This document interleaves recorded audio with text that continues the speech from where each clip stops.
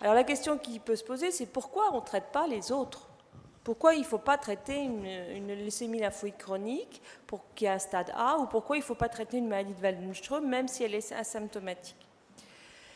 Parce que d'abord, ces maladies, comme je vous l'ai montré pour la leucémie lymphoïde chronique, une grande majorité des patients stade A ne nécessitera jamais un traitement. Nos traitements, ce n'est pas de l'eau, donc ils ont tous des effets secondaires, donc il faut les donner à juste titre, à bon escient. Et ensuite, comme pour la maladie de Waldenström, les patients asymptomatiques, le temps d'évolution vers un traitement, ça peut être 5 ans, 8 ans, 10 ans, 15 ans.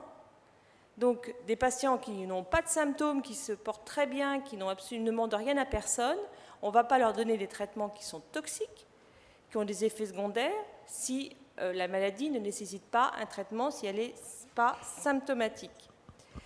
Et maintenant, les critères thérapeutiques dans la leucémie lymphoïde chronique, dans la maladie de Waldenström, sont très très clairs, très bien établis, consensuels, internationaux, et tout le monde donc fait la même chose et à juste titre.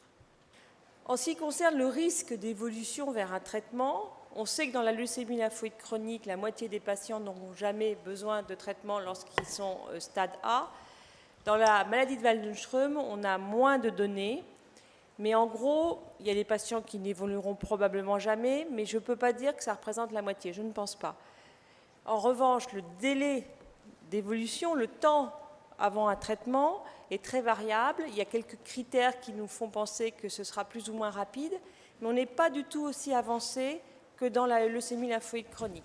Il faut savoir que la maladie de Waldenström, par rapport à la leucémie lymphoïde chronique, ceux qui font de la LLC, ils vont dans la Lune, et nous, on est encore en crinoline, parce que c'est quand même une maladie tellement rare que c'est quelque chose qu'on commence maintenant à mieux comprendre, à travailler, à étudier et à avoir beaucoup d'éléments intéressants. Mais c'est une maladie qui a été complètement, disons, orpheline, et on n'est pas du tout aussi avancé que pour la leucémie lymphoïde chronique, et en plus une maladie plus rare, donc, et plus compliquée, parce que les cellules de la leucémie lymphoïde chronique, on les a dans le sang, c'est très facile de travailler dessus.